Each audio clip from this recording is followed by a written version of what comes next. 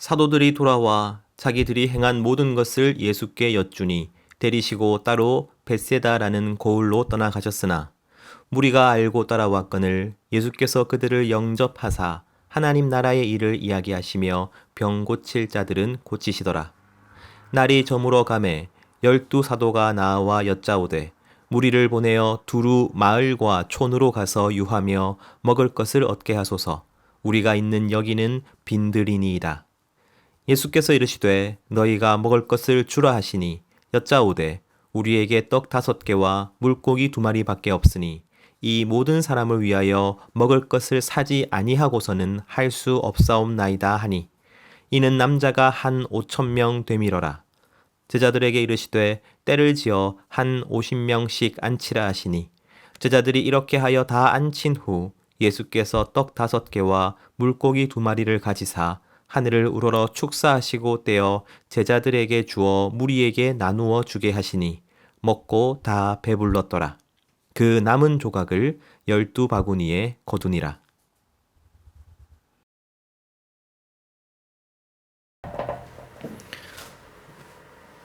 오늘 본문은 유명한 오병이어의 기적입니다. 예수님께서 벳세다라는 곳에서 말씀을 전하시고 병을 고치시다가 날이 저물어 갑니다. 제자들은 사람들로 하여금 집으로 가거나 혹은 다른 마을로 가서 먹을 것을 구하게 하자고 예수님께 말씀드립니다. 하지만 예수님은 제자들에게 너희가 먹을 것을 주라라고 말씀하시죠. 하지만 제자들이 가진 것은 고작 떡 5개와 물고기 2마리 뿐이었습니다. 요한복음에 따르자면 이 음식은 한 아이가 겨우 먹을 분량이었습니다. 보잘것없고 부족한 음식이었습니다. 그러나 예수님은 그것을 받아 드시고는 축사하시고 떼어 무려 5,000명의 사람을 먹이십니다. 이 오병이어의 기적은 사복음서에 모두 등장하는 유일한 사건입니다. 그만큼 중요한 사건이지요. 하지만 사복음서가 이 오병이어의 기적을 동일한 의미, 동일한 목적을 가지고 기록한 것은 아닙니다. 오늘 우리는 그 중에서 누가복음의 오병이어 기적이 어떠한 의미가 있는지 살펴볼 것입니다. 그러기 위해서는 지금까지 누가가 보여주는 하나님 나라의 맥락을 이해할 필요가 있습니다. 우리는 2주 전부터 하나님 나라 군대에 대해서 나누고 있지요. 하나님 나라 군대는 2가지 임무를 수행합니다. 그 첫 번째는 두려워하지 않고 예수님의 승리를 기다리는 것입니다. 두 번째는 예수님의 승리를 아직 알지 못하는 사람들에게 복음을 전하는 것입니다. 지난주에 우리는 하나님 나라 군대의 첫 번째 임무를 어떻게 수행할 것인지를 함께 나누었습니다. 바로 두려움을 이기는 방법이었죠. 그것은 하나님께서 나의 아버지가 되심을 믿는 믿음이었습니다. 우리는 그 사실을 액자구조, 봉투구조라는 히브리식 글쓰기를 통해서 이해했습니다. 기억하시겠지만 혹시 몰라서 다시 한번 말씀드리겠습니다. A라는 이야기가 진행되고 있는데 갑자기 B라는 이야기가 중간에 끼어듭니다. 그리고 B라는 이야기가 끝나면 다시 A라는 이야기가 이어서 진행됩니다. 이렇게 마치 액자처럼 봉투처럼 중간의 이야기를 감싸고 있다고 해서 액자구조, 봉투구조라고 하였죠. 그 중에서 B가 핵심이고 A와 B 이야기는 모두 하나의 주제를 가리킨다고 하였습니다. 누가는 오병이어의 기적사건을 바로 그 액자 안에, 봉투 안에 넣어 놓습니다. 누가복음 9장 1절에서 2절 말씀입니다. 예수께서 12 제자를 불러 모으사 모든 귀신을 제어하며 병을 고치는 능력과 권위를 주시고 하나님의 나라를 전파하며 앓는 자를 고치게 하려고 내보내시며. 지난주 야이로의 딸과 혈루병 여인 본문에 이어서 예수님은 12 제자를 파송하십니다. 그들은 하나님 나라의 군대였습니다. 그리고 각 마을을 두루다니며 곳곳에서 복음을 전하고 병을 고쳤습니다. 하나님 나라 군대의 2번째 임무, 복음을 전하고 있는 것이죠. 그러자 사람들 사이에서 예수님에 대한 소문이 돕니다. 어떤 사람은 예수님이 세례 요한이 죽은 자 가운데서 살아났다고 말하고, 어떤 사람은 엘리야가 혹은 옛 선지자가 다시 살아났다고 하기도 했습니다. 이 소문이 헤롯 왕의 귀에 들어갑니다. 헤롯은 세례 요한을 죽인 권력자였죠. 헤롯 왕은 심히 당황하여 이렇게 묻습니다. 누가복음 9장 9절 말씀입니다. 헤롯이 이르되 요한은 내가 목을 베었거늘 이제 이런 일이 들리니 이 사람이 누군가 하며 그를 보고자 하노라. 이 사람이 누군가? 그것이 헤롯의 질문이었습니다. 그런데 갑자기 장면이 전환되어 오늘 본문인 오병이어 사건이 시작됩니다. 이것이 무엇입니까? A 이야기 가운데 B 이야기가 끼어든 것이죠. 오병이어 사건이 끝나자마자 갑자기 장면은 또 한 번 전환됩니다. B 이야기가 이어지는 것이죠. 누가복음 9장 18절 말씀입니다. 예수께서 따로 기도하실 때에 제자들이 주와 함께 있더니 물어 이르시되 무리가 나를 누구라고 하느냐. 이번에는 예수님께서 제자들에게 질문하십니다. 무리가 나를 누구라고 하느냐. 그러니까 앞에서 헤롯의 질문과 똑같은 내용인 것이지요. 제자들은 대답합니다. 사람들이 세례 요한이 다시 살아났다, 혹은 엘리야다, 혹은 옛 선지자 중 한 사람이다 라고 합니다. 바로 헤롯이 들었던 소문과 동일하지요. 내용상으로 헤롯의 질문, 예수님은 누구신가와 연결되는 것입니다. 즉, 예수님은 누구신가라는 이야기의 중간에 오병이어의 기적이 들어가 있는 것이죠. 그래서 누가복음 1장부터 27장은 한 단락입니다. 그리고 액자구조, 봉투구조로서 하나의 주제를 강조합니다. 그 주제는 예수님이 누구신지를 전해야 한다는 것입니다. 예수님이 누구신지를 알려주고 가르쳐주고 보여주어야 한다는 것입니다. 누가복음의 오병이어의 기적은 복음 전파라는 주제를 가지고 있는 것이죠. 사랑하는 성도 여러분, 누가복음 9장 1절부터 27절까지를 찬찬히 읽어보시면 좋겠습니다. 이 본문은 복음 전파에 대한 개관입니다. 복음이 무엇입니까? 이 본문에 나와 있습니다. 복음 전파를 왜 해야 합니까? 바로 여기 나와 있습니다. 어떻게 복음 전파를 할 수 있습니까? 여기에 다 나와 있습니다. 먼저 복음이 무엇인지부터 살펴보죠. 누가복음 9장 20절 말씀입니다. 예수께서 이르시되 너희는 나를 누구라 하느냐? 베드로가 대답하여 이르되 하나님의 그리스도 시니이다 하니. 우리가 전해야 할 복음은 예수님께서 하나님의 그리스도라는 사실입니다. 그리스도란 메시아라는 뜻입니다. 그러니까 예수님은 메시아다라는 의미이죠. 메시아는 하나님의 아들입니다. 구원자이십니다. 영원한 왕이십니다.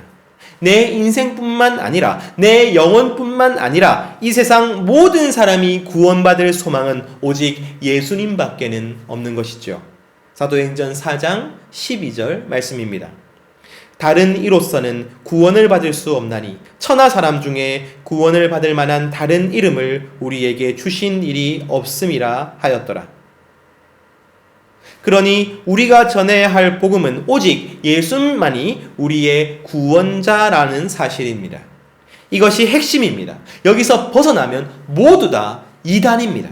무엇인가를 더하거나 무엇인가를 뺀다면 모두 다 잘못된 것입니다. 그리고 예수님은 그 구원을 어떻게 이루시는지도 말씀해 주시죠.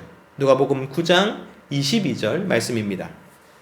이르시되 인자가 많은 고난을 받고 장로들과 대제사장들과 서기관들에게 버림받아 죽임을 당하고 제3일에 살아나야 하리라 하시고, 예수님은 많은 고난을 받으실 것입니다. 그리고 대제사장과 서기관들에게 버림받아 죽임을 당하실 것입니다. 하지만 예수님은 3일 만에 부활하실 것입니다. 이것이 예수님께서 우리의 유일한 구원자가 되시기 위하여 하신 일입니다. 하나님의 아들이신 예수님은 우리 죄를 사하시고 하나님과의 관계를 회복시키기 위하여 이 땅에 오셨습니다. 우리 죄악 때문에 고난을 당하시고 십자가에 달려 죽으십니다. 하지만 그것이 끝이 아닙니다. 예수님은 3일 만에 부활하십니다. 그리고 죽음과 죄에 대항한 전쟁에서 승리하십니다. 그래서 그 승리가 우리의 승리가 되게 하실 것입니다. 그의 부활이 우리의 부활이 되게 하실 것입니다. 바로 그것이 복음 전파의 내용입니다. 하지만 예수님은 복음 전파를 단순히 설명하는 것에서 그치지 않으십니다. 예수님은 경고하십니다. 누가복음 9장 23절 말씀입니다. 또 무리에게 이르시되 아무든지 나를 따라오려거든 자기를 부인하고 날마다 제 십자가를 지고 나를 따를 것이니라. 예수님을 따르려면 자신을 부인하고 날마다 자기 십자가를 지고 가야 합니다. 자기 목숨을 구원하고자 하면 잃을 것이고 예수님을 위하여 목숨을 잃으면 구원을 받을 것입니다. 만약 예수님을 부끄러워하면 마지막 날에 예수님도 그 사람을 부끄러워하실 것입니다.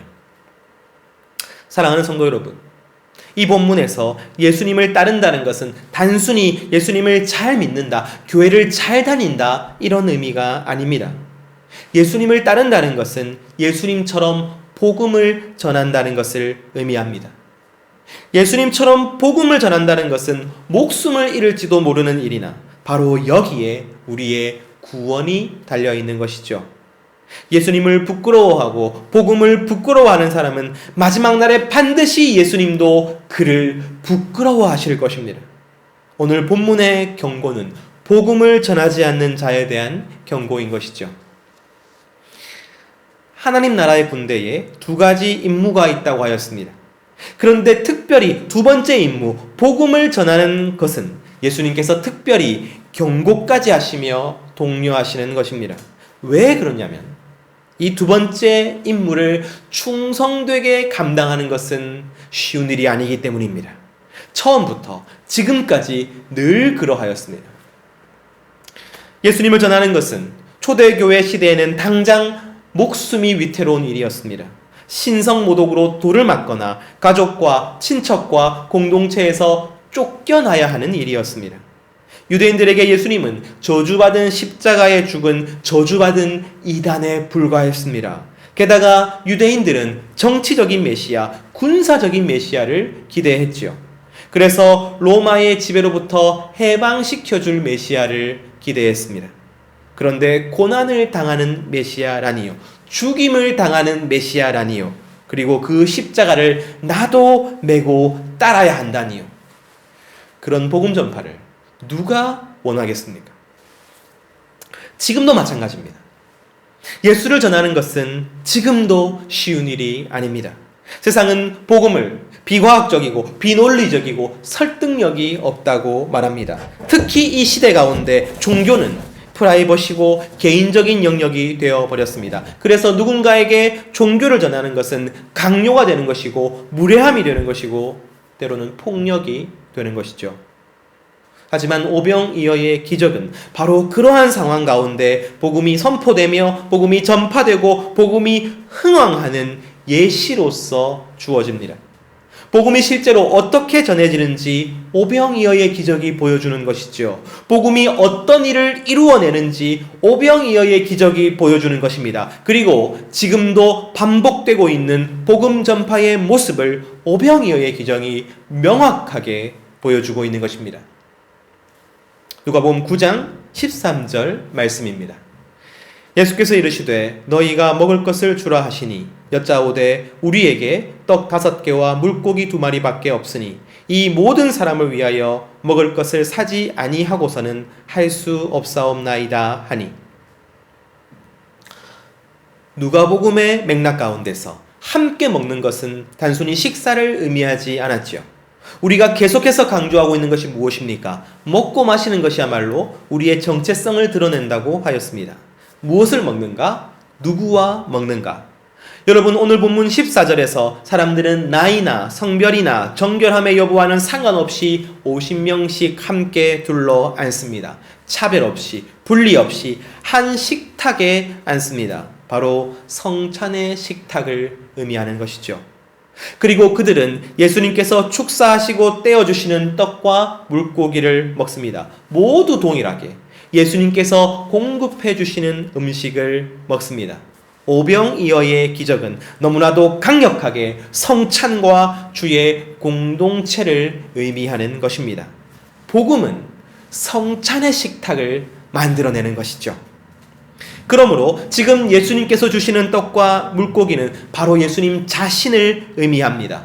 복음을 의미합니다. 그러므로 떡과 물고기를 준다는 것은 바로 복음 전파를 가리키는 것입니다. 그런데 예수님께서 제자들에게 무엇이라고 말씀하십니까? 너희가 먹을 것을 주라라고 말씀하십니다. 다시 말해 너희가 복음을 주라라고 말씀하고 계시는 것이죠. 그러자 제자들은 이리저리 변명합니다.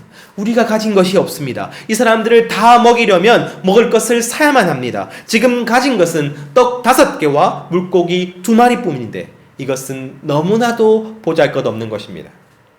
이 음식은 아무것도 아닙니다. 도대체 이것으로 무엇을 할 수 있다는 말입니까? 예수님, 그래서 우리는 먹을 것을 주지 못하겠습니다.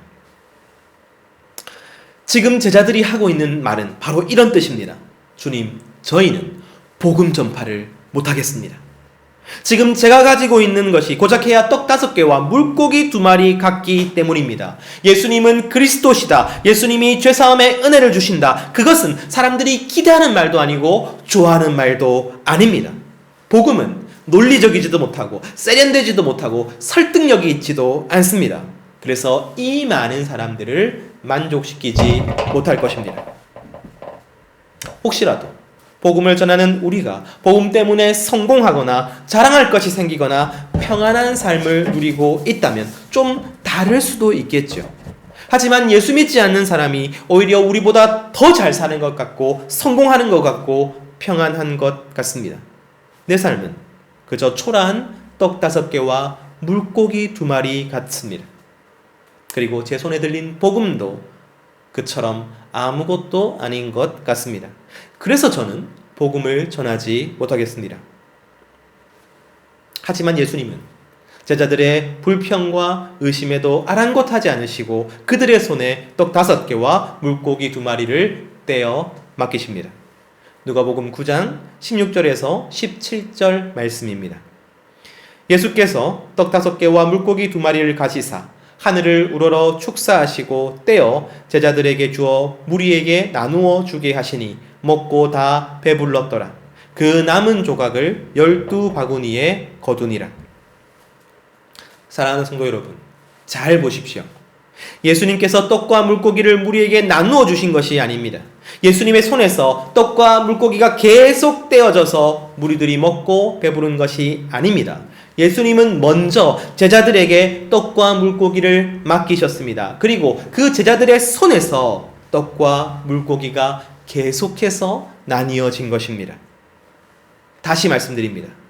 제자들을 눈앞에서 예수님의 손에서 떡과 물고기가 계속해서 나뉘어진 것이 아닙니다. 예수님의 손에서 5,000명이 배부르게 먹는 그 대단하고 위대하고 엄청난 일이 일어난 것이 아닙니다. 예수님의 손에서는 보잘것없는 오병이어 그대로였습니다. 예수님께서 제자들에게 맡기실 때도 오병이어 그대로였습니다. 그런데 제자들이 그것을 부끄러워하여 전하기를 포기하는 것이 아니라 누군가에게 떼어 나누어 주는 그 순간 놀랍게도 그 제자들의 손에서 한도 없이 끝도 없이 떼어져 나누어지는 것이죠.